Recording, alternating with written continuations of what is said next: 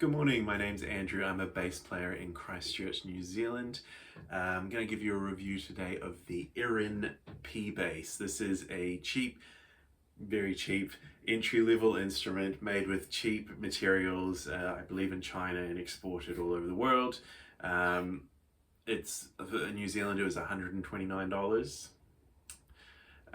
So that's very much like the lowest of the low, the entry-level instrument. So um, I played a gig last night and I still feel pretty washed out and tired and exhausted actually. But I played a gig with this last night, so I can give you a really good review of what it's like. But as you see, I had the old clip-on tuner located discreetly over the Irin logo because I didn't want any musicians in the audience to know that I was using this cheap piece of shit.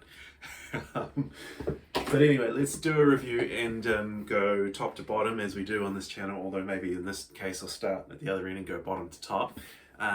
So you can decide if you want to, I hate the expression pull the trigger, but whether you want to just spend $100, grab one of these and what it might do for you, or maybe it might be wrong for you. So starting to bottom, I guess the very first thing is strap buttons.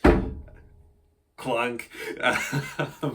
Strap buttons, on any cheap instrument, on any instrument I've ever had, after a while they start unwinding. So the first thing I do is remove the screw, drill a bigger hole, put in an extra long screw with some super glue on the shaft, and so hopefully that'll never come out again. But it was fine out of the box. So moving on.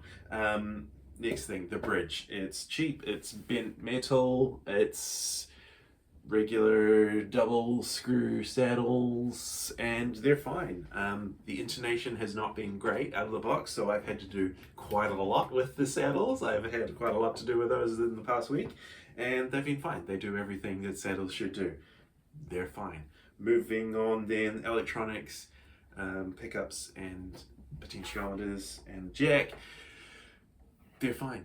They're as good as any other cheap instrument. They're probably as good as Squier. Let's be honest. I mean, Squier are getting stuff from the same factory, or the factory next door, aren't they? Anything made in China, or sourced from China, you know. They move very smoothly. They're not super quick. They've got a nice little bit of resist, just the right amount of resistance in them, which is great because when, I guess I'll talk about the tone knob in particular, better get it in frame, and the tone knob in particular, something interesting about these pickups, I don't know what's going on with them, about extra windings or not enough winding or whatever, or different pole pieces. I don't know what it is, but the effect is that when you plug it into your trusty Fender Rumble 200 amp, they're very trebly. Now, I don't mean mid-range, punchy, bitey, I mean trebly. Sort of ka-clank finger noise. So what I found with the tone knob at the gig last night was where a normal P bass you would play everything pretty much, this is like pop and rock covers band, you would play everything with the tone knob roughly at full the whole night, just on maximum, or occasionally you might dial it back to like 7.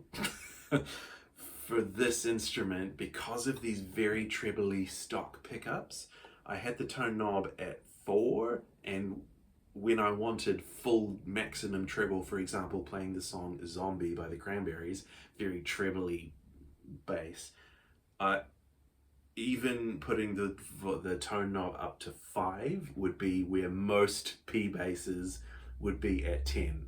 So 0 to 5 is your workable range on the tone knob, and 5 to 10 is like ridiculous twangy treble, and it doesn't sound very good. You'd think it would be good because you get that maybe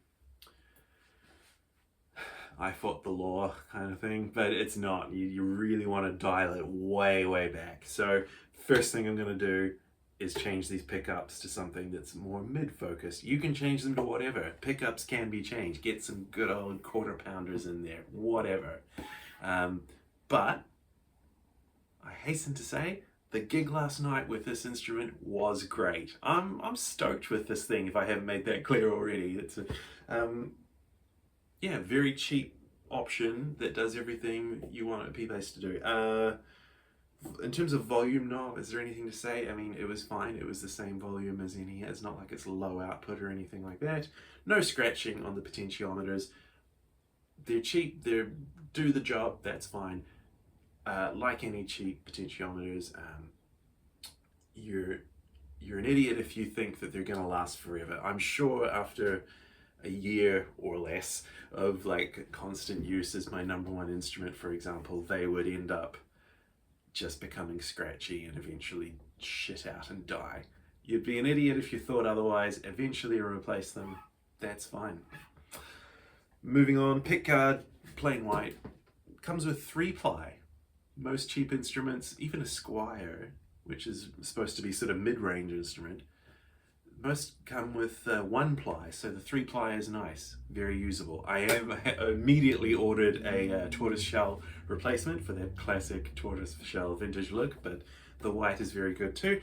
The body. 6 minutes into the video, that's really what I want to talk about here. This is, I think, poplar or basswood. Basswood.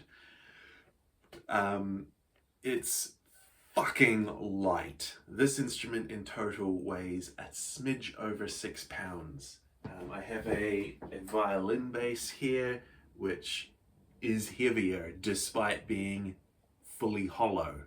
I have a Squier Bronco, which is the same, 6.1 pounds. And that's the reason I got this thing, is because I know that everything else is cheap and shitty, but the body is fucking light and it is great. Highly recommend. The contours are, you know, as per standard. It's not sharp edge or anything like that. It's perfect. That's exactly what I want. So let's move on to the neck. Now the neck is where you get the cost savings for this instrument. The body is great. I love this light body. And I should just go back a step and explain the reason I was thinking of getting this thing is because of sort of creeping physical disability in my life that's sort of, you know, it's getting worse, not better. So doing a 4-hour gig with a 9.5 pound P-bass that sounds amazing is no longer an option. I need to get the weight down on my instruments and sort of take the tone as it comes, but prioritize the weight savings. So body, yay, neck, not yay. And I'm gonna replace this neck ASAP with one from eBay. I'll take a chance on one of those for another 100 and something bucks. Because the neck, you won't be able to see it on the camera, it's subtle, but the neck has what they call a ski jump. So to demonstrate here, it's straight, wheek. So right at the end here, anytime you play a note, especially above the octave, it gets choked to death by this last fret and it dies. And I was tweaking the truss rod like crazy. I put something in the nut there, like I said, saddles up and down, trying to diagnose and figure out the problem. It's because the neck came out of the box warped. So what I did was take the fucking neck off. The first day I had this thing, wham, it's off. And I put in you won't be able to see it, but a shim, so that it's just a bit of cardboard. I know that's bad, don't come at me, I know it's bad, but I ordered a proper tapered shim on the internet. It'll take 3 weeks to get here, whatever. In the meantime, I stuck a bit of cardboard in there. It's not going to do any damage in 3 weeks. And to be honest, it's a shitty neck anyway that I'm going to get rid of, so who cares if I damage it. But anyway, the cardboard shim that I've put in there means that I've made the neck angled like that. I'm exaggerating, obviously. It's subtle, you can't see it, but it's a matter of millimeters. It's angled the neck like that to get that ski jump to go down or flatten as much as I can. It's still not great, but I went into the gig last night knowing that it was making this noise. Twangy, twangy, buzzy, buzzy. But as I suspected, once you plug it into the amplifier, the amp can take what's there and still sound reasonably good. Obviously, you could just have massively high action at the saddles and you'd take care of it. But I love my low action, and I've got it set up really, really nicely for low action here at the lower end, but above the octave, it's very choked and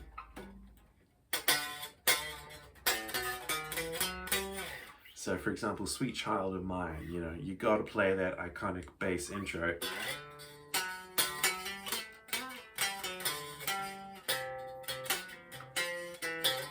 Twang City. So the amplifier covers that mistake or that sort of bad sound. So I got away with it, but it's not ideal. Like I say, the neck needs to go. It's satin finish with I don't know if it's laurel or rose. I don't know if it would be rosewood because it's so cheap, but it's a dark wood on the top. Dot markers, they don't look like very big frets. They'd be sort of standard. They wouldn't be jumbo. They're stainless steel. And it's a 9.5 radius. Now let's get to this end, the nut. It's I don't even know the nut width. It's standard P nut, I believe. Peanut, haha, funny joke. 40 millimeters, so it's thin-ish. It's not chunky, it's not a chunky neck, but it's not thin either. It's just in the middle, like a lot of them are. So the neck profile is fine, other than the fucking ski jump at the end, which is causing lots of problems. The nut itself looks like plastic, just cheap. The nut is a 41 millimeter nut. It's poking out by 1 millimeter. So when I put my hand down here going, it's fucking stabbing my hand, my thumb, and my finger because it's jutting out with this jagged edge at the end here. So manufacturing savings were made by throwing whatever nut happened to be nearby into there as quickly as possible without doing any quality checks. That's the sort of thing you expect when you get one of these cheap instruments. Savings galore. Let's move on. I mean, the strings themselves, they're very thin. I don't even think it would be like 40 to 95 maybe. I don't think it's like the standard kind of 45 to 105. They're on the thinner side. I don't know what they're made of, these stock strings. They'd be whatever the cheapest thing is. They are very bright, the ones that come with it. At a guess, I say nickel wounds, comparable to a D'Addario EXL 170 or to EXL 220 possibly, but lower quality. And you know what? The gig that I played with these strings, with this shitty nut on this shitty neck, with average pickups, the gig was fine. The strings were very bright and punchy once I sort of dialed it in properly. And on the amp as well, just gave a sort of little bit of a tweak on the amp. Couldn't quite run it flat like I normally do. The gig was great. This thing sounded great. We had a great time. Great time was had by all. Packed dance floor. People groove into the bass. I'm also by default the sound engineer for our gigs because I have wireless gear and everyone else is all wired in or sitting behind the drum kit. So I run out the front and I was listening to myself coming through the PA with this thing in addition to my bass amp. Sounded mwah, chef's kiss, spot on. And then I guess the last thing, the tuning the machine heads. They've got that sort of, can you see that sort of curve, that hourglass shape that curves in the middle so that the strings end up in the middle rather than at the bottom? That's annoying. The tuning thing, I think they're chrome, full size, and they're full weight, like they're heavy as fuck, they're cheap things, whatever. They are bad tuners. They're heavy and they don't turn in a smooth motion. They chunk, chunk, chunk, chunk, chunk, chunk. So you're tuning it with a chunk because it's stiff and then it gives, and then it's stiff again and then it gives. You know, it's not a smooth motion to find the exact right note. So I played the whole, like I said, played the whole gig. It was great.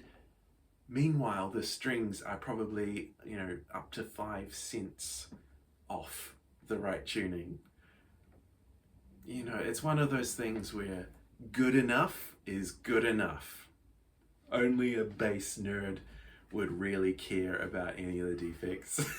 But you're all bass nerds, like me. So, in conclusion, keeping the body. The body is the selling point. The neck has got to go. The machine heads have got to go. Strings gonna change them. They're cheap. They're fine. I guess the upshot, the moral of the story is to make it more like me, to make it more personalized to my style. I'm gonna make lots of changes to this instrument, but the review is out of the box. Can you use this? Short answer is abso-fucking-lutely. This is just as good as a P bass that's all set up the way I wanted it. The long answer is no, you need to do a good setup on the neck because it came with massive high action, and to address it, like I said, needed either the neck taper shim or you could also do it the other way, which would be massive fret leveling to scrape off the ski jump and make everything straight. So in conclusion, it's been, what, 17 and a half minutes now. I didn't really mean to go on about this, but neck dive, obviously, because of the light body, but love this. We'll be using it, and stay tuned on the channel for more developments. I'll do an update when I get some cool mods going. I'm